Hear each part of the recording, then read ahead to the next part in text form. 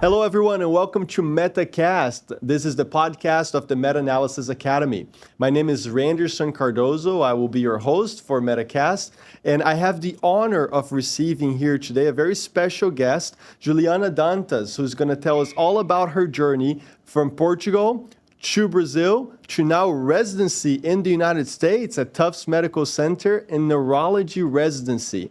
Here in the MetaCast, we share successful stories of doctors, medical students, and other healthcare professionals who've done extraordinarily well in their careers so far.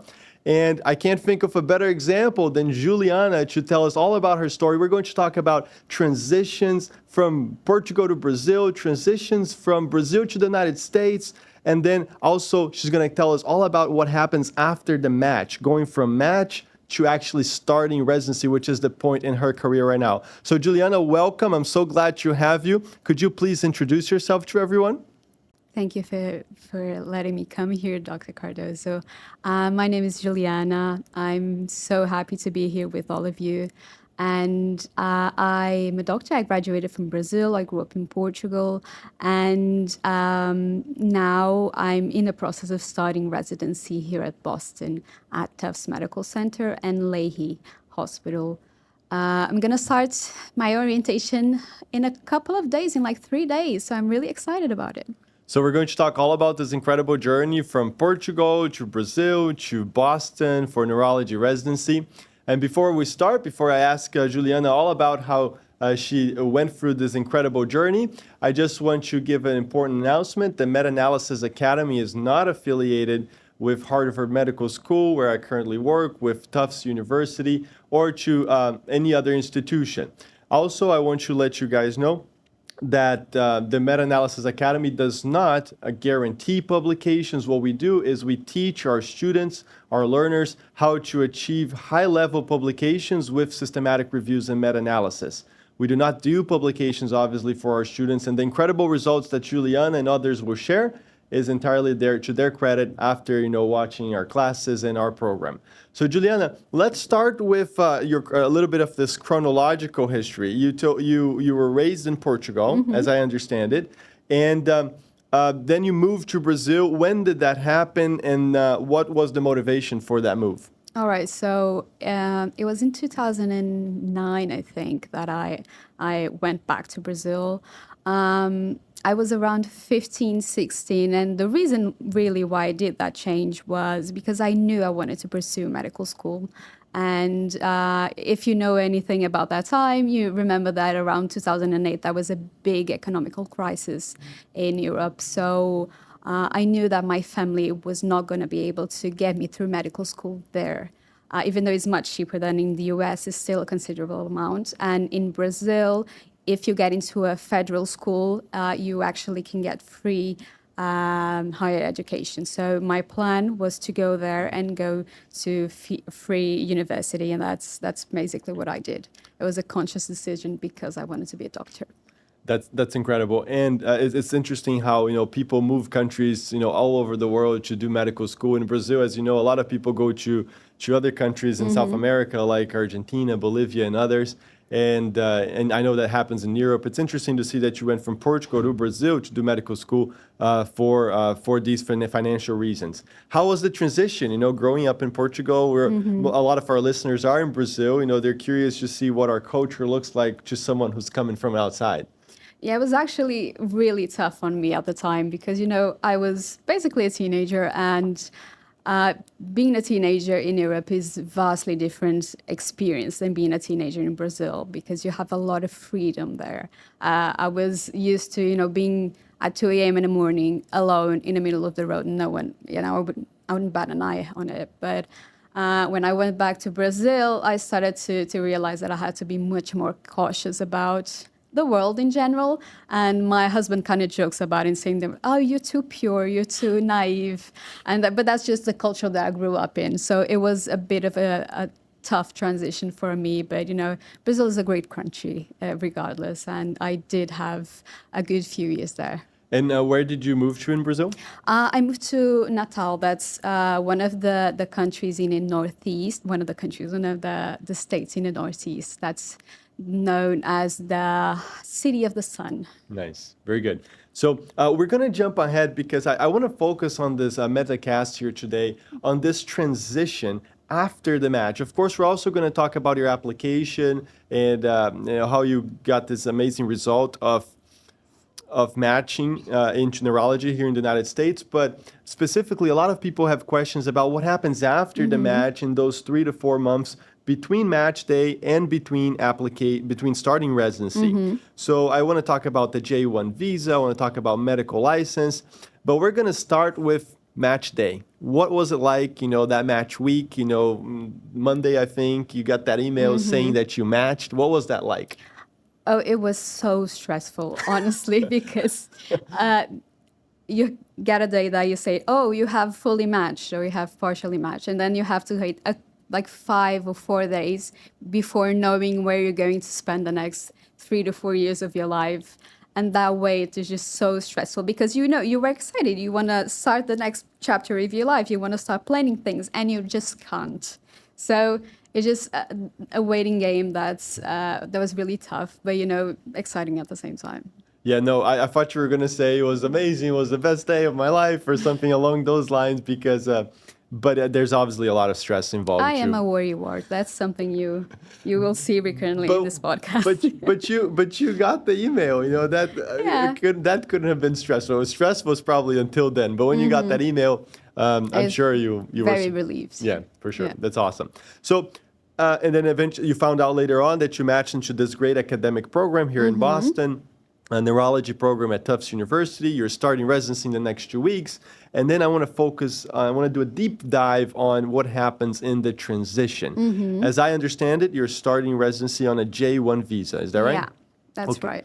Okay, so I'm just going to give folks a quick overview of the J visa just because I trained for 9 years under a J visa. The J is a phenomenal visa for you to do your residency training and then fellowship and then even another fellowship if you're interested in. It really takes the burden of the program out of the program to get your visa and puts it in the hands of ECFMG, Educational Commission for Foreign Medical Graduates. So the programs love it. I'm sure Tufts and other academic centers, they love to bring foreign medical graduates under the J visa. The downside or the one of the components of the J visa is that when you finish your training, you have to go back to your home country for 2 years, and that's called the 2-year home requirement. In other episodes, we may talk about how to obtain a waiver for that 2-year home requirement. But I want to talk specifically now, Julyana, about getting that J visa, about about the barriers, the paperwork that's involved in this process. So once you matched, how long did it take for your residency program for Tufts, in your case, to kick off, to start the talks about visa and paperwork related to the J1? Yeah, that's the thing that really changes between programs, something that I, realized talking to other people who have matched. In my case, I think the first thing that you need to get is your contract. So you need to get your contract and you need to sign it. For my case, I think it was around 1 month until I received it after match day. And after that, we sign it, and then the program coordinator, someone from GME that's responsible, will create an account for you in FCVS. I think that's the website that you need to validate your credentials. So they will create an account for you on that and on OASIS. That's the ECFMG website. So there are 2 things that are happening at the same time. You need to get your visa and you need to get your credentials verified so you can get a state license to practice pretty much. So pretty much it's all online that you have to do. You have to send a bunch of documents and that your program liaison has to upload there, and then you just wait for the programs to analyze your documents and get back to you. So let's break that down a little bit further. So first step is the contract. Yeah. That took a few weeks.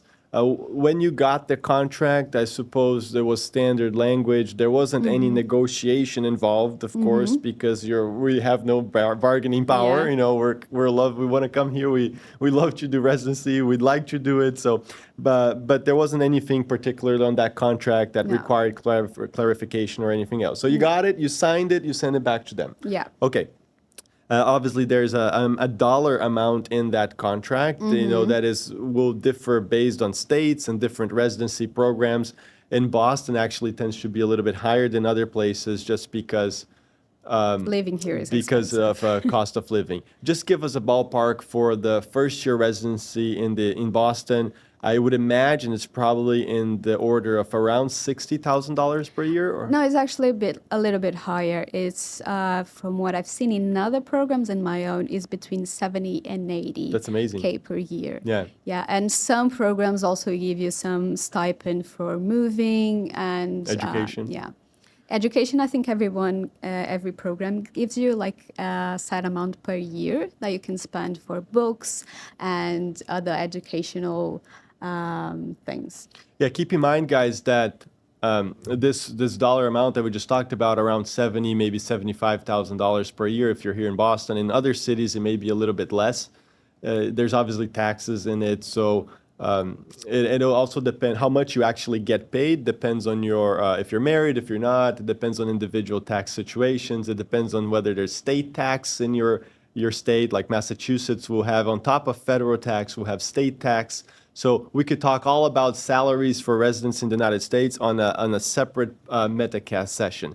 But we're going to continue here, Juliana, beyond that initial contract. So you signed the contract, and now you have to get a visa. You mentioned two processes, the visa and the state medical license. Let's talk about OASIS, which you said is a platform for ECFMG, and getting the J1 visa. So I presume that the first contact for starting the visa comes from that program liaison, right? The program liaison sends you a list, I suppose, with documents they need from you to get the J1 visa? Yes, they give you a list, you send it back to them, they open a process from you in OASIS, and they upload most of the documents there.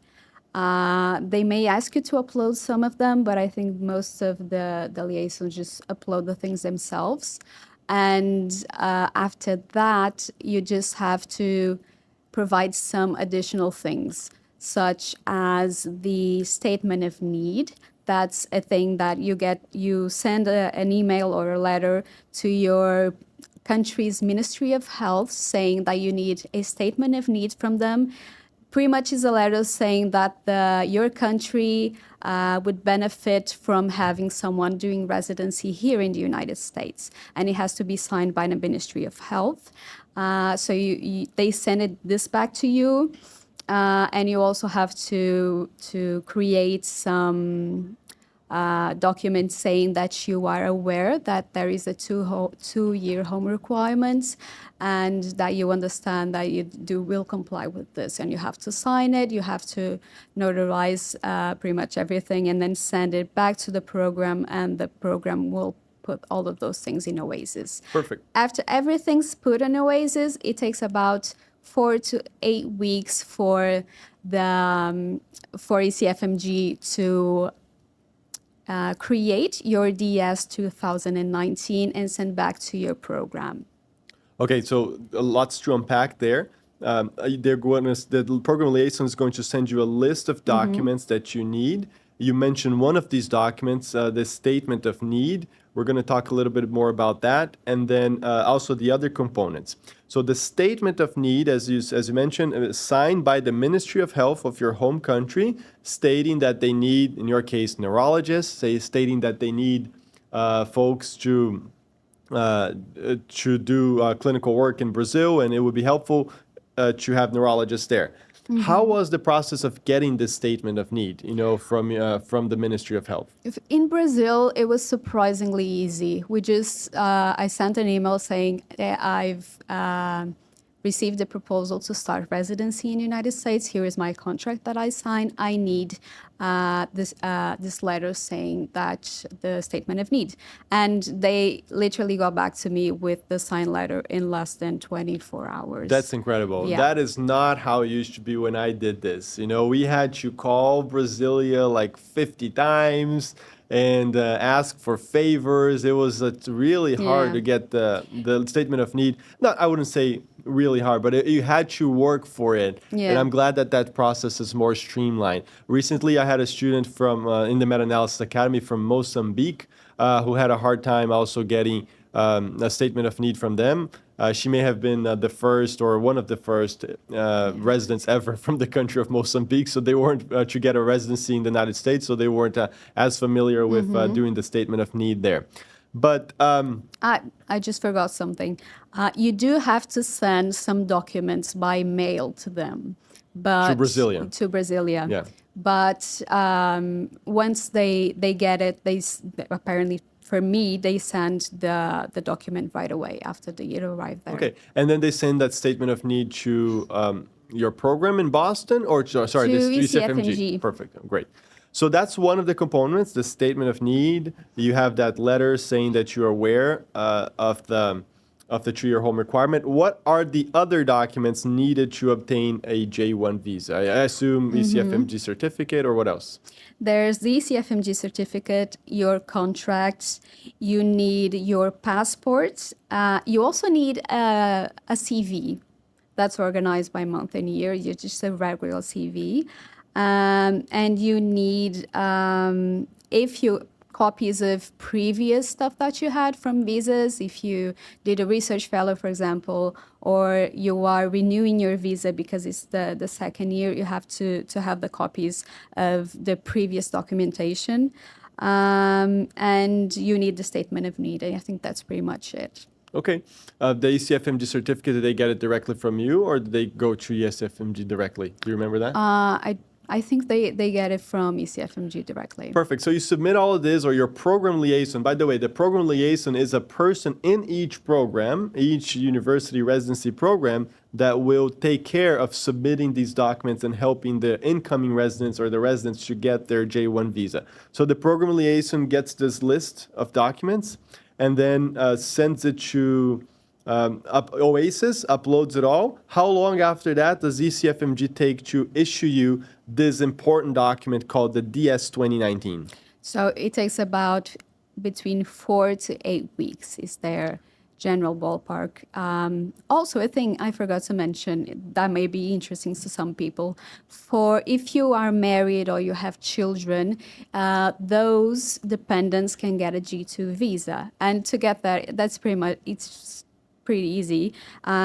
In addition to all of the things that I just mentioned that you have to upload in OASIS, you have to upload the passport from your dependent and also a proof of a relationship. So that would be marriage certificate or a birth certificate. Perfect. And everything, if it is in a different language than English, has to be translated to English.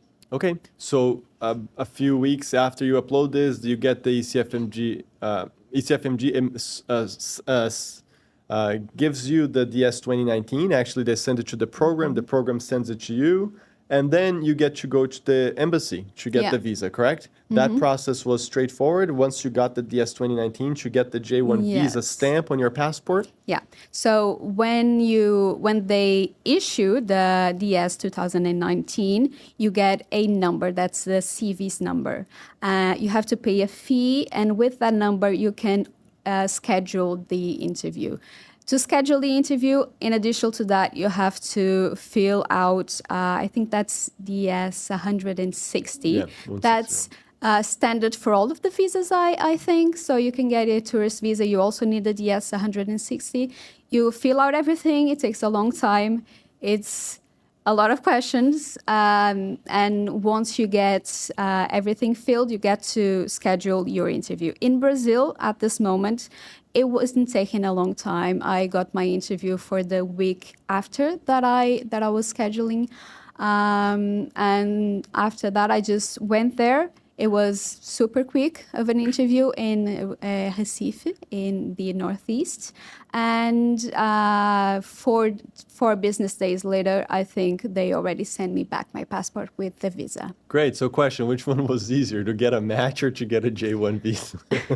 Or which one was harder? Because it's a long process too. It was harder to get the match, but I think I got more stressed with all of the bureaucracy of getting a visa. Totally. But yeah, you're here on time. Today's what, June 20th? Today's June 22nd already.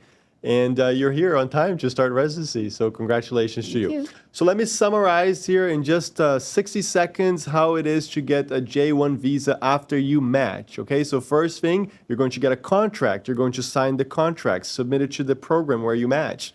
The program where you matched will then have a program liaison, a person that will help you get the visa. This person will send you a list of documents that you need to send them so they can upload to ECFMG OASIS. It's a platform from ECFMG. That list includes your ECFMG certificate. It includes your USMLE transcripts and a statement of need, a letter that you have to write acknowledging the 2-year home requirement. Once you get all those documents, the program liaison uploads it into ECFMG. ECFMG will analyze it and submit a DS 2019 to the program that gets mailed to you.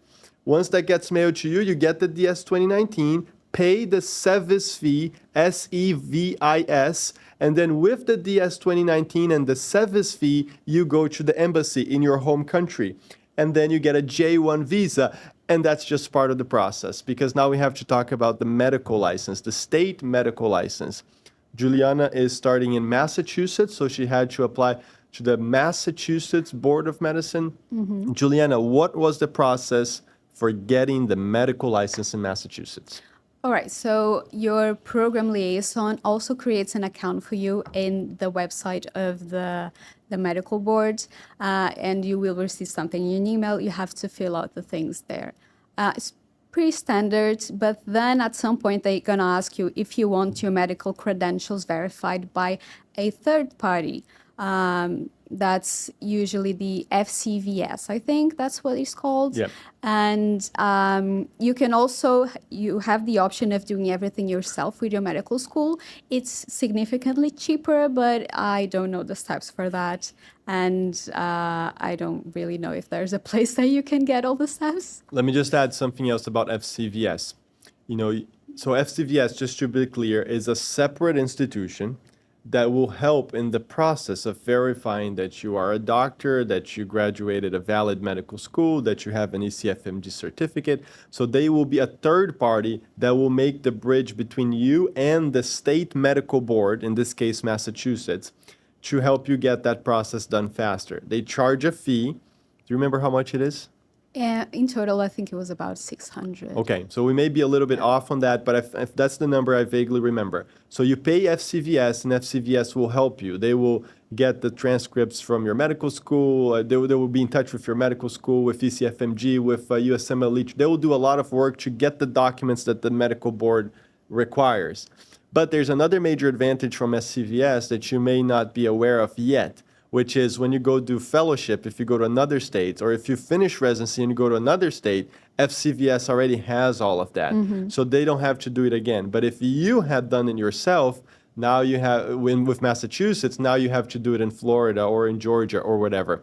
So I also, for the first half of my career until fellowship, I did it in Florida, I did it in Maryland, myself with the board, and that was such a pain. And then eventually I said, I'm just going to pay the fee and get it done with FCVS. And then FCVS helped me in Massachusetts. But then I haven't needed it anymore because I've been in Massachusetts ever since. But so FCVS helped you with that. So they did this process of contacting ECFMG and getting your USMLE transcripts and all of that. Is that right? Yeah, they also contact your medical school, from what I understand, to get your diploma and your transcripts. Do they translate it, or do you have to translate it? I think if your medical school already sends the translated documents, they don't charge you anything for it. So you might want to contact your medical school before, just saying, hey, in case they contact you, here is the documents that I have previously translated. Great. How long did it take you from starting the Massachusetts license process to actually getting a Massachusetts medical license? Oh, I think it was anywhere between 2 to 3 months. It took a while. That may be a Massachusetts record, okay? This is of course just Yeah. a joke. I have no idea how long they usually take, but mine actually took a little bit longer than that. It was a different time too, of course. I was just coming in here at the time of the pandemic, but that sounds reasonable, 2 to 3 months. So I guess it would be important for you to start early, but you also depend on the program to start some of this. So make sure once you guys match that you follow up with your programs. Don't wait until May to start all of this, because then you're going to be in trouble to start on time. And people have had to delay their start of residency before because either of visa or medical license issues. This license that you got from Massachusetts, how long is it valid for? I think it's just valid for 1 year, and then you have to keep updating it. Yeah. Well, I don't remember how long the trainee license is in Massachusetts. It might be the 1 year might be just because it's your first one and that they will renew it for a longer time. But for attendings, like I finished my trainee, so it's for my Massachusetts medical license expires every 2 years on the month of your birthday. So every 2 years you have to reapply for the state medical license. I don't know if it's just my first year or it's because I'm in a preliminary year. Oh, Because I see. I'm gonna do first year of intern year in internal medicine, and then I'm gonna do my 3 years in neurology. Okay, so this was fantastic, Juliana. We talked about J1 visa, we talked about Massachusetts medical license. Let's talk about moving, the transition. Obviously, this will depend on everyone's own situation, where you're moving, but what has it been like to move to Boston? Well, moving anywhere, even within your own country, is a hurdle. You're gonna go into some difficulties that you haven't expected. It's always a challenge and always surprising in some way. There are a couple of ways that you can make things go smoother, such as already having a place to stay when you arrive, having figured out which companies do you want to do most of your stuff, like internet and mobile phones.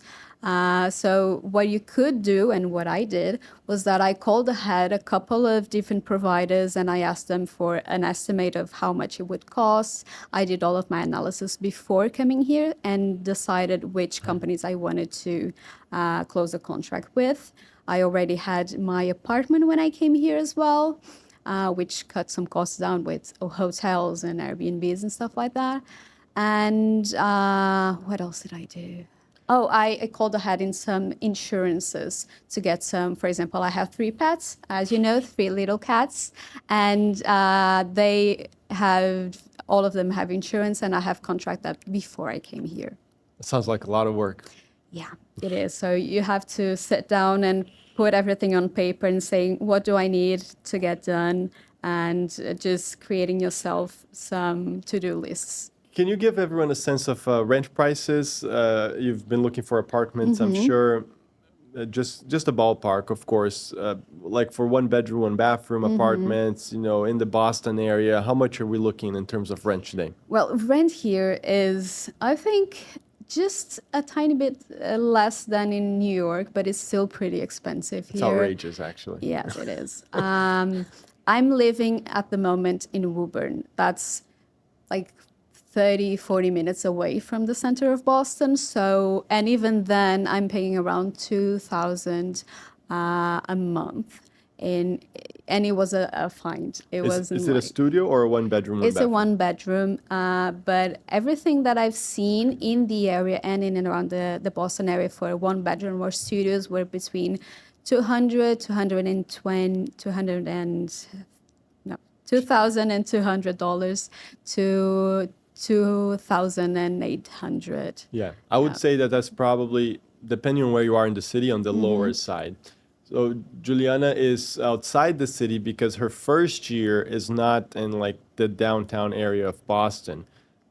Tufts, you will do your prelim year in another institution. Yeah, and that's then Leahy. Yeah, Leahy, and then which is outside the city. So maybe rents are a little bit cheap. Maybe rent's a little bit cheaper there. And then in Boston, I can tell you guys probably that close to Brigham, where I work, close to Massachusetts General, I would assume the same. We're probably talking closer to $3,000 for a 1 bedroom, 1 bathroom. So it is quite expensive rent here, cost of living in general. But there are things that are cheaper. You will find out that gas, transportation is cheap, groceries have gone up in price over recent years, but still, I think, overall affordable on the resident salary. So just to give people a sense of this, it is generally enough for one resident salary to keep a household of two, like husband and wife, for example. But it doesn't. You won't have a lot of money left over at the end of the month. Yeah. Generally, it's good enough to meet their needs, but not a whole lot more. Yeah. And I would say that there are a lot of ways that you can save some money. For example, doing most of your own food at home. I know as residents, we don't have a lot of time to cook. Fortunately, I have my husband with me, and I'm counting that he will do that for me. But eating out here is actually pretty expensive, and there are not a lot of healthy options, I have to say. So that's one way to save money, is cooking your own food, taking your own food. We have João over here, so we Yeah. have to get him on camera saying that he's gonna he's gonna help out. We already talked about Oh, it's that. already okay. It's already all said. Very good. All right, guys. So I want to talk now, Juliana. Thank you so much for that great overview of the process of the transition from match to beginning residency. Maybe we'll bring you back in 6 months and you can tell us how was your first 6 months of residency. But now I want to go back in time to your actual application. When did you know in medical school that you wanted to come to do residency in the United States? Which year of medical school? I think it was around either the fourth or the fifth year when I was doing my practical training. Because once I realized I wanted to do neurology, and I realized, neurology is an area, a field that's expanding so much in the recent years. There's a lot of new technologies, a lot of new drugs being developed, and it's not everywhere in the world that you have access to all of those different things. And whether you like it or not, here in the United States is the place that you can get most research, that everything is most up to date. So it's a great place to train if you would like to learn all of the new things that are coming and learning how to apply them. So let's talk a little bit about this journey, since from when you decided into the match itself. Do you mind giving everyone a 10,000 feet view of just like an overview of the strength of your application? Just on overall how you did on the exams and what kind of rotations you did, what were some of the strengths, maybe weaknesses of your applications, just a general sense of how strong was your application. All right. I think my application was pretty balanced in the sense that I don't think there was an area in which I lacked a lot. So my scores were above average. I did have step 1 being pass-fail, but my step 2 was a little bit above average. I did, as for research, I didn't have anything up to doing the Meta-Analysis Academy. After that, I did have some great results. I've been first author in a couple of publications, which was great. But as for The rotations? The rotations, yes, sorry. I did have a observership here at Tufts Medical Center, which was really great. I do a lot of connections. I met a lot of the residents, and it was great. I got to have a lot of insights on how an actual academic program works here in the States. And then I did a hands-on rotation back in Houston. Okay, so if I got that right, step 1, pass first attempt. It was already pass-fail, and you passed first attempt. And then you said above average score on step 2.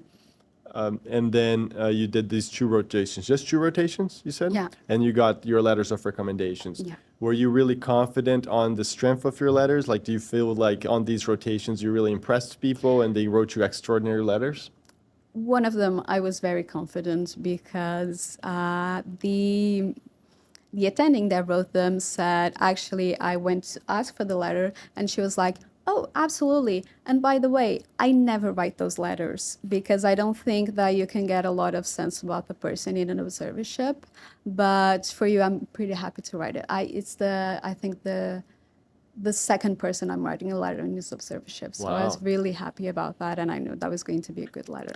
Yeah, you and I shared that in common because you did an observership and matched into the same program. I did the same thing. I did rotations in Miami when I was a fifth year medical student, and then I ended up matching in the same program. Yeah. Great. So let's talk a little bit more about these research opportunities or experiences that you had. If I remember correctly, you just said that prior to the Meta-Analysis Academy, you didn't have any publications, but then ultimately after you did our program and between then and when you applied, what type of results did you actually have? You said first author publications. How many in total? Were the journals? Or give us a sense of the strength of your research component in your application, please.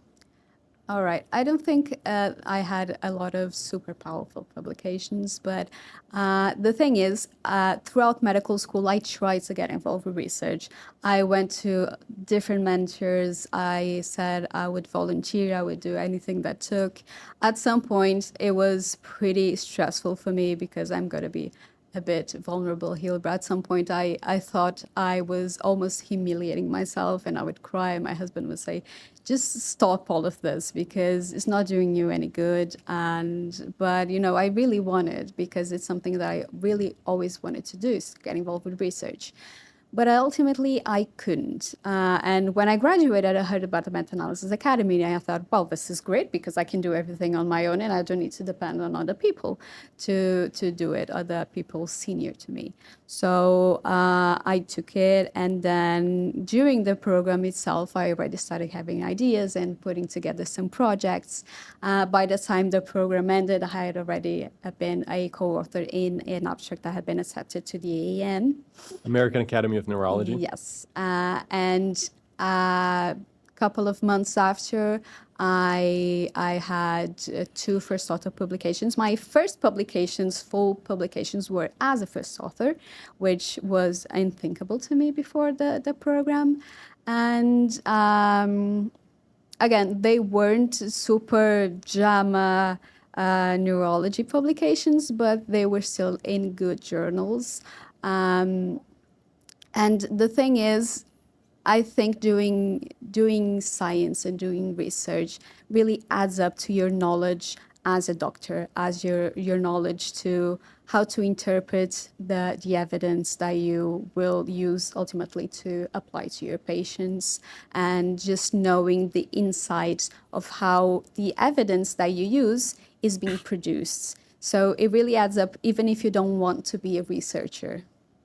Awesome. No, that's fantastic. So at the end of this, before you applied, between Meta-Analysis Academy and applying, how many publications did you have and how many abstracts? Just an overall ballpark. At the point that I submitted my application, I don't think I had any papers published. But they had been submitted, yes? They had been submitted, but so they were hadn't been present in your published yet. application? Yes, they were there as submitted. You can actually put everything that is submitted in your eras.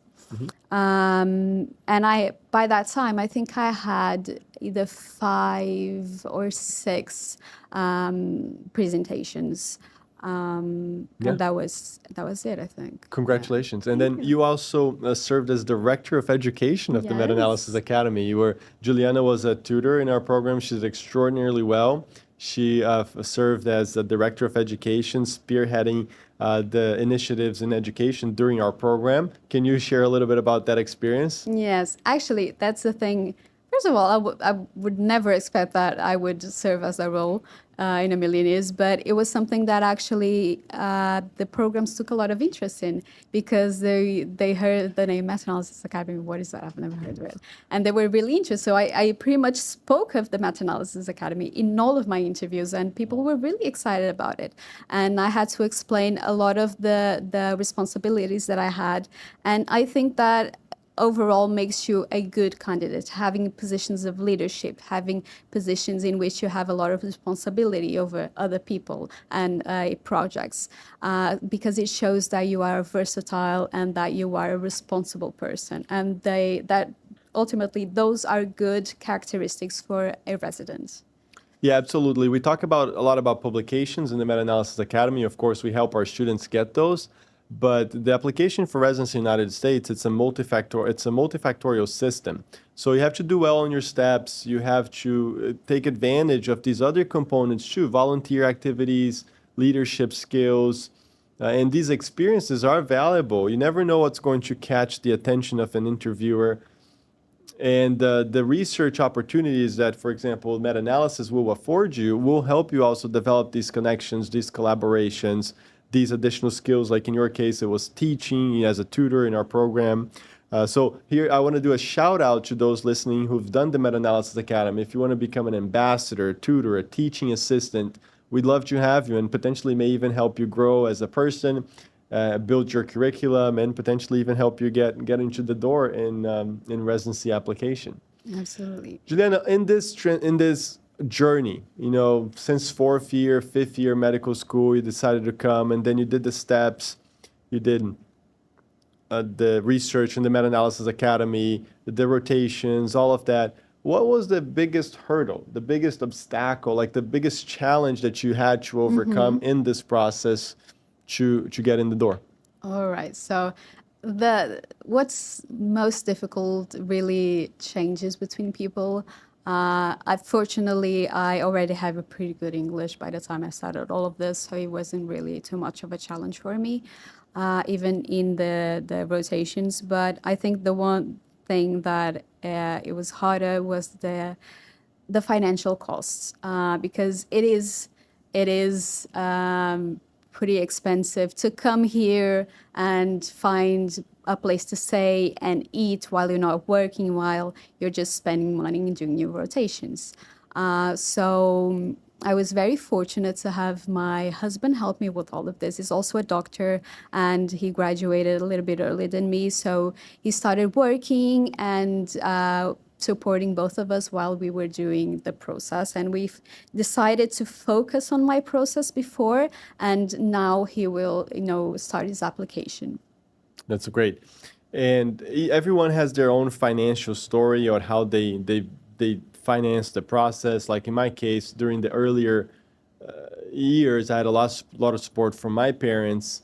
And then after I finished medical school and sort of transitioned into working, I sort of financed the remaining components myself.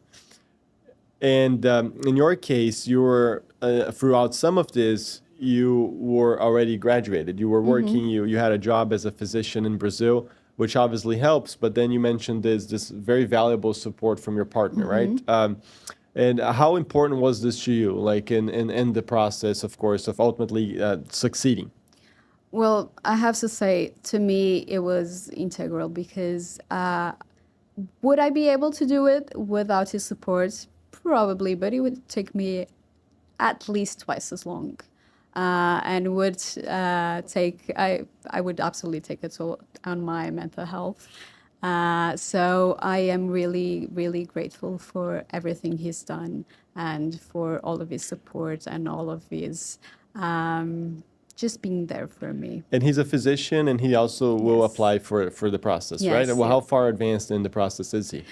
He's just gonna start studying now. So that was, I bet, a strategic decision on your guys' part to focus first on you, then he joins in. And then I want to leave a message for all of those who are coming with a wife or husband. The J visa we were talking about earlier has a great advantage for spouses because the spouse could potentially apply through the J2 visa for a work permit. And then a lot of spouses of J1 residents will work during the time they're here. When my wife and I got married, I was a resident. I was a second-year resident into third year, and then she joined here, and she had different jobs as, even as a secretary first, and then she worked for Enterprise Rent-A-Car in the car rental industry, and that income was really important for us to start our financial life together. So the J2 visa offers that great opportunity for spouses to work, to apply for a work permit. Obviously, your husband is going to be focused on the steps and all that, but that's also a possibility for the J2s. Yeah, and I believe he can actually be a resident on the J2. Yeah. Yeah, so I think it depends on whether the program will want to have a resident on a J2, but it's absolutely possible. Oh, the programs generally won't mind. It's a beautiful thing to do residency in the J2 because, as I was just saying, you get the work permit. It's funny because a J1 visa holder can't get the work permit, but the J2 can. So what does that mean in terms of practical terms in residency? It means that the J2 can moonlight, can work outside residency. So just like in Brazil, where we're from, people in residency can work outside. In the United States, the programs may have different policies, but generally that's allowed, especially after second year. You can take extra shifts, you can pick up extra work for extra money, but you're essentially hired not as a resident to do those moonlighting shifts is what they're called, but you can't do it under a J1.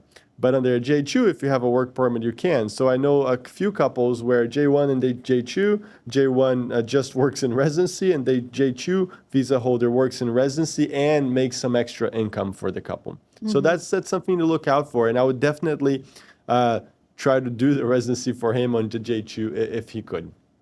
Were there any particular people or that inspired you in this process, mentors that were really important in this journey of leaving Brazil and then getting a residency in neurology here at Tufts? There are a couple of people who have inspired me always to look for better opportunities to improve myself. And I have to say that mostly all of the teachers that I had throughout, even when I was a child, they always inspired me to get further. I don't think there's a particular person per se, but everyone in my life has always been very supportive of my dreams. Too many people just say names, right? You run into trouble by saying that. I totally get you. So we thank everyone. But they were all important. I'm sure they were. Very good. So, Julyana, your journey is incredible. It's inspiring. It's exactly what we want to showcase here in MetaCast. The careers of people who've done extraordinarily well. And you've done so well, leaving Portugal for medical school in Brazil, now coming to the United States for residency. Do you see what's next in your career? Obviously, the first goal is just to survive residency, survive first year. But do you sort of have a vision of the type of neurologist you want to be, if academic, if private, if you want to do a particular area in neurology, or is it too early to know the next step in your journey of excellence? The thing I know is that I want to be involved with medical education. So ideally, I would go to an academic program and be an attending there, where I could teach medical students and perhaps residents. As for the area, I'm still not sure. I'll be able to explore everything during residency, and by the end, hopefully, I will decide on an area. No, yeah, that's a good way to get into residency. It's to keep an open mindset and see where things will take you. And then eventually, once that plan becomes solid, like it was at some point for you, residency in the United States came into your horizon, and then it really became a solid plan. Once you develop that, you pursue with passion that goal, just like you have until now. So, Julyana, this has been extraordinary to have you here in MetaCast, excuse me. I'm so grateful to have your support, your partnership, your collaboration, all that you've done for the students of the Meta-Analysis Academy as Director of Education, as a mentor to some of our students. And I really want to congratulate you for this incredible and outstanding journey here so far. Any final words of advice for people who want to come to the United States, for people who want to do neurology, for people that want to do publications, for people that get inspired by your story and want to have a similar trajectory? Just do the best you can and go somewhere where people will appreciate you, because that's what I found in a Meta-Analysis Academy community. It's that the work that I did and the work that I put in was very appreciated, and it hadn't been before. So being in a supportive environment really does a world of difference. And if you can, don't neglect your support, your friends, your family, your partner, and they being there with you really helps you maintain your integrity and your sanity, pretty much. It is a difficult process.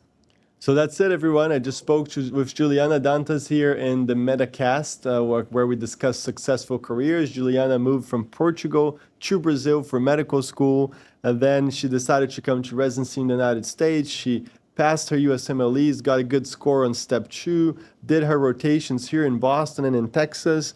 She did the Meta-Analysis Academy, published a few papers, had a lot of abstracts accepted in great neurology conferences. She applied, she had excellent interviews, she matched into Tufts. She's going to start in a couple of weeks, in just 2 weeks. She just moved here to Boston, and that's her success story until now. I can't wait to see the next chapters on your career. Thank you so much, Julyana, and it was a pleasure having you here today. Thank you for having me.